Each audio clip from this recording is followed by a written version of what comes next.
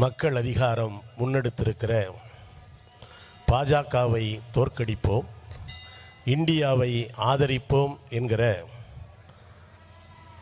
இந்த தேர்தல் பிரச்சார பொதுக்கூட்டத்தினுடைய தலைவர் அவர்களே, மேடையிலே அமர்ந்திருக்கிற நான் பெரிதும் மதிக்கக்கூடிய ஜனநாயக மதச்சார்பற்ற இடதுசாரி இயக்கங்களினுடைய மதிப்புமிக்க தலைவர்களே, தமிழகம் முழுவதிலுமிருந்து வருகை தந்திருக்கிற அன்பிற்கினிய தோழர்களே, உங்கள் அனைவருக்கும் என்னுடைய பணிவான வணக்கத்தையும் புரட்சிகர வாழ்த்துக்களையும் முதலிலே தெரிவித்துக் கொள்கிறேன்.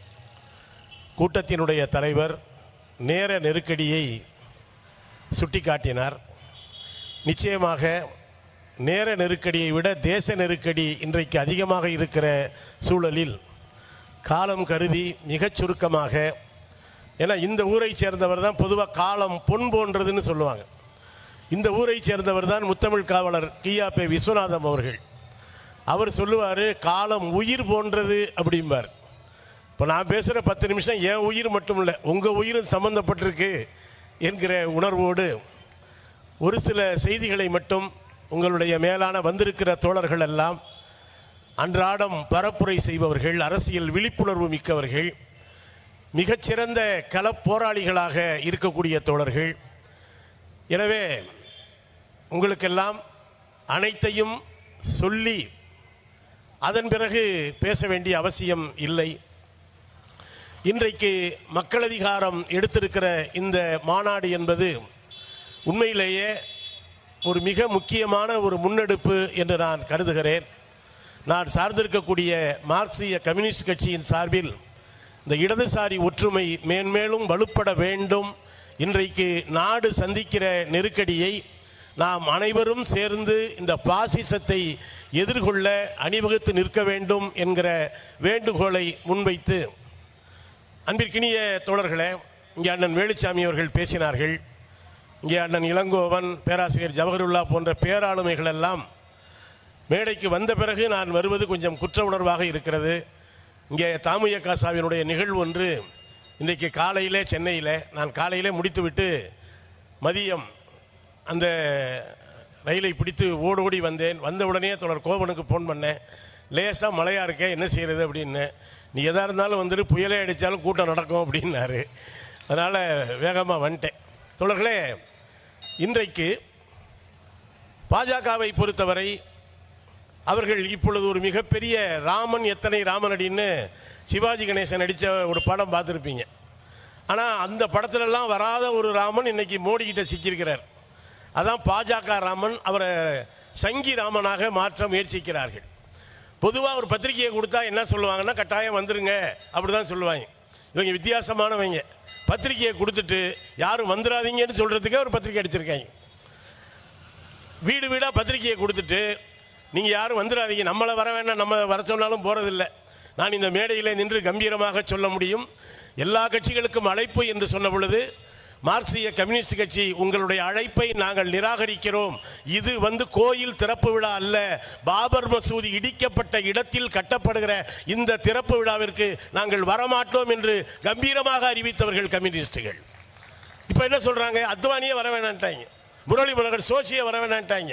ஏன்னா கேமரா ஒரே இடத்துல தான் ஃபோக்கஸ் பண்ணணும், அவர் மட்டும்தான் எல்லாம், அவர் மட்டும் வந்தால் போதும், நீங்கள் எல்லாம் என்ன செய்யுங்க அப்படின்னா, ஏங்க ஏற்கனவே கோயிலுக்கு திறப்பு விழாவுக்கு வர வேணாங்கிறீங்களா, இப்போ எப்போ நாங்கள் வர்றது, அடுத்து ஏதாவது மசூதி இடிக்கிற வேலை இருந்தால் வந்து சூத்திரங்களை பூரா கூப்பிடுறோம், அப்போ நீங்கள் வந்தால் போதும், மற்ற வேலையெல்லாம் நாங்கள் பார்த்துக்கிறோம்ட்டாங்க. இங்கே நம்முடைய ஒன்றிய நிதியமைச்சர் நிர்மலா சீதாராமன் அவர்களை பற்றி அண்ணா வேலுச்சாமி சொன்னார் இல்லையா.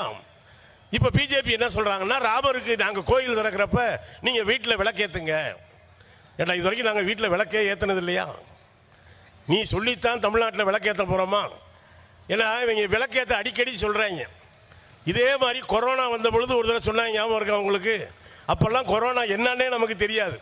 அதை கூட இந்த சங்கிகள் ஒரு மதத்தோடு முடிச்சு போட்டு, ஒரு டெல்லியிலே நடைபெற்ற ஒரு இஸ்லாமிய அமைப்பினுடைய மாநாட்டோடு முடிச்சு போட்டு, அப்போ ஒரு அம்மா இங்கே சுகாதாரத்துறை செயலாளர் இருந்துச்சு, சிங்கிள் சோர்ஸ்ன்னு அடிக்கடி டிவியில் சொல்லிக்கிட்டே இருக்கும்.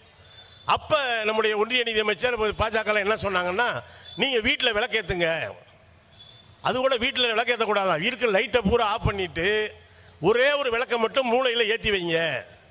ஏன்டா லைட்டை ஆஃப் பண்ண சொல்கிறீங்கன்னா, அப்போ தான் கொரோனாவுக்கு நீங்கள் எங்கே இருக்கீங்கன்னு தெரியாது, உங்களை பூரா ராவில் இருட்டில் தேடிக்கிட்டு இருக்கோம். அப்புறம் என்ன செய்யணும், வீட்டை விட்டு வெளியே வந்துடுங்க. இந்த 10 வருஷம் ஆட்சியில் எல்லாரும் வீட்டை விட்டு வெளியே தான் வந்திருக்கோம். வெளியே வந்து வீட்டில் மணி இருந்தால் எடுத்து ஆட்டுங்க. உங்கள் வீட்டில் மணி இருக்க வாய்ப்பு இல்லைன்னா தட்டு டம்ளர் இருந்தால் எடுத்து வச்சு டண்டனக்கா டண்டனக்கா டண்டனக்கான்னு வாசல் இருந்துன்னா அடிங்க. இது நடந்துச்சா இல்லையா? நான் எதையும் கற்பனையாக சொல்லலை. இது நம்மள மாதிரி தண்டனக்கா அடித்தா பரவாயில்ல. ஒன்றிய நிதியமைச்சரை எல்லா வேலையும் விட்டுட்டு வாசலில் வந்து குடும்பத்தோடு நின்றுக்கிட்டு தட்டை எடுத்து அடிக்குது. பக்கத்தில் வந்து கேட்குறாங்க, என்னம்மா ஒன்றிய நிதியமைச்சர், நீங்கள் ஏதாவது நிதி ஒதுக்கி தடுப்பூசி கண்டுபிடிக்கலாம்னா இப்படி விளக்கை ஏற்றி வச்சுட்டு வெளியே நின்று தட்டோட நிற்கிறீங்கன்னு கேட்டால், நாங்கள் இன்னும் கொஞ்சம் காலம் ஆட்சியில் இருந்தால் எல்லா பேரும் தட்டோட தான் நிற்க போகிறோம். அதனுடைய சிம்பாலிக்காக தான் நான் நின்று காட்டுறேன், நாங்கள் ஆட்சியில் எப்படி தட்டோட நிற்கிறது. அவர்களை இன்றைக்கு ராமரை வைத்து அவர்கள் நடத்துகிற அரசியல். இன்னைக்கு கூட நாங்கள் போட்டிருக்கோம் தீக்கதிர் பத்திரிகையில், நாடாளுமன்ற திறப்பு விழாவுக்கும் நம்முடைய மரியாதைக்குரிய குடியரசுத் தலைவர் நாட்டினுடைய முதல் குடிமகளுக்கு அழைப்பில்லை. ராமர் கோயில் இவர்கள் நடத்துகிற திறப்பு விழாவுக்கும் நம்முடைய குடியரசுத் தலைவருக்கும் அழைப்பில்லை. எங்களை கூட கேட்டாங்க, நீங்கள் தான் தேர்தலையே மரியாதைக்குரிய திரௌபதி முர்மு அவர்களை ஆதரிக்கலையே, நீங்கள் ஏன் இப்போ அந்த அம்மாவுக்காக வக்காலத்து வாங்குறீங்கன்னு. நாங்கள் சொன்ன, தேர்தலில் நிற்கிற பொழுது அவங்க பாஜக வேட்பாளர், இப்பொழுது எனக்கும் சேர்த்து அவர்தான் குடியரசுத் தலைவர், என் நாட்டினுடைய குடியரசுத் தலைவருக்கு ஒரு அவமரியாதை வந்தால் ஒரு குடிமகன் என்கிற முறையில் நாங்கள் கேட்போம் என்று சொன்னோம். இங்கே நாட்டில் அதிக நேரம் இல்லை, பேசிக்கலாம், இன்னும் நிறைய நேரம் இருக்கு. வருகிற தீர்ப்புகளை பாருங்க. காஷ்மீரினுடைய 370வது பிரிவை அகற்றியது செல்லும் என்று உச்சநீதிமன்றம் சொல்கிறது. அடுத்த நாளே இன்னொரு தீர்ப்பு வருது. ஹிண்டன்பர்க் வெளிப்படுத்திய அதானியினுடைய பங்குச்சந்தை மோசடி வழக்கை ஒரு சிறப்பு புலனாய்வு குழு விசாரிக்க தேவையில்லை, பங்குச்சந்தையே விசாரித்தால் போதும். அதுக்கு எதுக்கு சிரமப்படுறீங்க? அதானியே விசாரித்தால் போதும்னு சொல்லியிருக்கலாம்ல. பங்குச்சந்தையும் அதானியும் சேர்ந்து தானே கூட்டுக்கலவணி தானே ரெண்டு பேரும், அதுக்குள்ள பூத்து தானே விளையாண்டான். உடனே அதானி கண்ணீர் வடிய சொல்றாரு, நாட்டுக்கான என்னுடைய சேவை தொடரும். அது என்ன தெரியுமா? இப்போ திருச்சியில் திறந்த விமான நிலையத்தை ஆட்டையை போட போறாங்கன்னு அர்த்தம். அதுதான் இவருக்கு செய்கிற சேவை. நினைத்து பார்க்கிறேன். அதற்கு முன்னால் பாபர் மசூதி இடிப்பு வழக்கில் என்ன தீர்ப்பு கொடுத்தது? நான் விளையாட்டா ஒரு கூட்டத்தில் சொன்னேன். இதே திருச்சியில் தான் மெயின்கார்டில் கேட்டில் ஒரு நகைக்கடையில் ஒருத்தன் கொள்ளையடிச்சிட்டு போயிட்டான். திருவாரூர் முருகன், நீங்கள் கேள்விப்பட்டிருப்பீங்க. அந்த வழக்கில் அந்த கடை பேரை சொல்ல விரும்பலை. அவன் கொள்ளையடிச்சிட்டு போயிட்டான் நகையை. இந்த நகைக்கடை ஓனருக்கு ஒரு குறுகுறுன்னு ஆகி போச்சு. மெயின்கார்டு கேட்டில் இத்தனை கடை இருக்கப்போ என் கடையை ஏன் முருகா அடித்தேன் அப்படின்னு ஜெயிலையே போய் கேட்டார். அதுக்கு முருகன் சொன்னா, நீங்கள் தானையா சொன்னீங்கன்னா. என்னடா என் கடையில் ஆட்டையை போட்டு நான் என் கடை சொன்னேன், நீங்கள் தான் சொன்னீங்க, 4 கடையை பாருங்க, கடைசியாக நம்ம கடைக்கே வந்துருங்க அப்படின்னு. நானும் 4 கடையை பார்த்தேன், உங்கள் கடை தாங்க சந்துக்குள்ளே ரொம்ப கரெக்டாக இருந்துச்சு, அதான் கண்ணக்கோள் வச்சேன் அப்படின்னா. நீங்க பாபர் மசூதி இடிப்பு வழக்கில் உச்சநீதிமன்றம் வழங்கிய தீர்ப்பு பார்த்தீங்கன்னா, இடித்தவர்களுக்குத்தான் இடம் சொந்தம் என்று சொன்னால், ஓட்டையை போட்டு ஆட்டையை போட்ட முருகனுக்கு தானே இந்த நகைக்கடை எழுதி வைக்கணும். அவனும் இடிச்சு தானே இந்த வேலையை பார்த்துருக்கான். தோழர்களே, நீதித்துறையும் கூட இன்றைக்கு அவர்களுடைய இந்த நாடாளுமன்றம், நான் உண்மையிலே 2 மாதங்களுக்கு முன்னால் நாடாளுமன்றத்துக்கு போனேன். எங்களுடைய தோழர் வெங்கடேசன் அழைச்சிட்டு போனார். இந்த பழைய இப்போ இருக்குல்ல, வாசு சரியில்லைன்ட்டாங்க. அதுக்கு 8 இடத்துல சோதனை பண்ணுறாங்க. ஏன்டா வந்தோம்னு ஆகிப்போச்சு. கடைசியாக என் பையில் ஒரு 4-5 சில்லறை காசு இருந்துச்சு, அதை கூட வாங்கி வச்சுக்கிட்டாங்க. என்னடா நான் சில்லறை காசை எடுத்து வீசினா எம்பிக்களுடைய உயிருக்கு ஆபத்து ஏற்பட்டுருமா. சில்லறை காசை கூட விடலை, சில்லறை பசங்களை பூரா உள்ளே விட்டாங்க. அதுக்கு கையெழுத்து போட்டது ஒரு பாஜக எம்பி, அவர் உள்ளேயே இருக்காரு.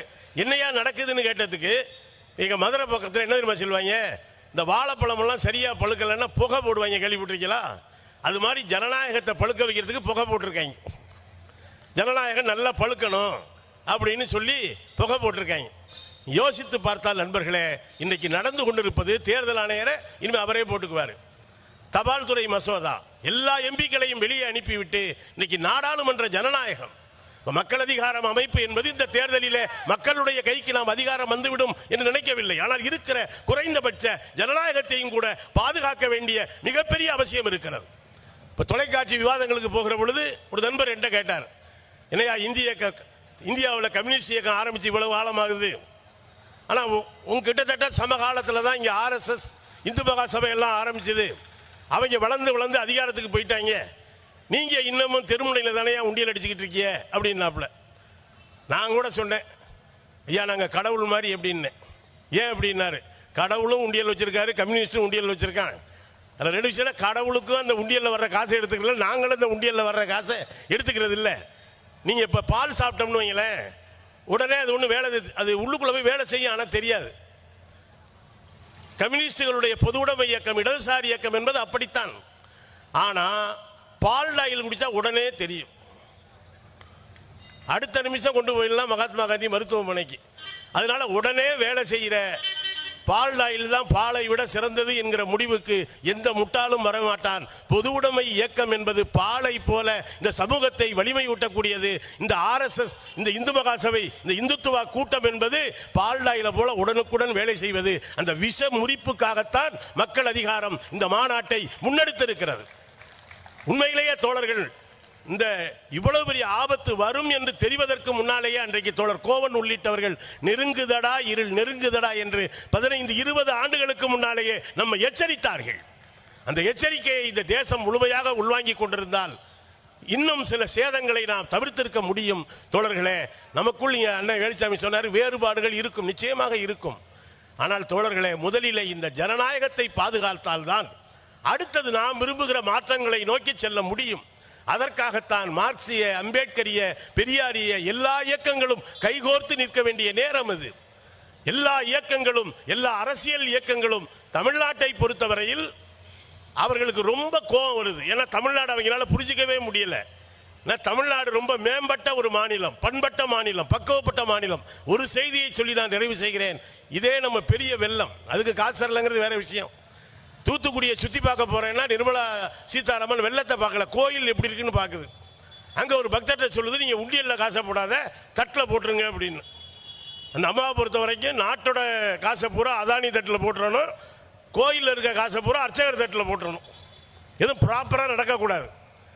ஆனால் ஒரு ரயில் நிற்கிது திருவைகுண்டம் ரயில் நிலையத்தில். இப்போ நிறைய ஐயப்ப சாமிகள், நான் வரும்பொழுதே மேல்மருத்தூர் சாமிகள் நிறைய இருக்குது. இப்படி ஐயப்ப சாமிகள் 4 நாள் அந்த ட்ரெயினில் இருக்கிறாங்க, சாப்பாடு இல்லை. பிறகு மீட்கப்பட்ட பிறகு பக்கத்தில் ஒரு ஜமாத் இருக்கு. இந்த ஐயப்ப சாமிகள் அந்த ஜமாத்தில் உட்கார்ந்து சாப்பிட்ற காட்சி இருக்கு இல்லையா, இது தாண்டா தமிழ்நாடு. பாஜகவினுடைய பருப்பு ஒரு காலத்திலும் தமிழ்நாட்டிலே வேகாது வேகாது வேகாது என்று சொல்லி தோழர்களே, வர இருக்கக்கூடிய சில மாதங்கள் மிக மிக முக்கியமானவை. நம்முடைய அனைத்து பணிகளையும் ஒத்தி வைத்துவிட்டு நம்முடைய ஒரே நோக்கம் தமிழ்நாடு மற்றும் புதுவையில் 40க்கு 40 இந்த இந்தியா கூட்டணி பெறுவதற்கான அனைத்து முயற்சிகளையும் நாம் அனைவரும் சேர்ந்து செய்வோம். இந்த மேடை அதற்கு உதவும் என்று சொல்லி அதற்கான ஒரு முதல் புள்ளியை துவக்கி வைத்திருக்கிற மக்கள் அதிகாரத்தினுடைய மதிப்புமிக்க தோழர்களை வணங்கி போற்றி என் வார்த்தைகளை நிறைவு செய்கிறேன். நன்றி.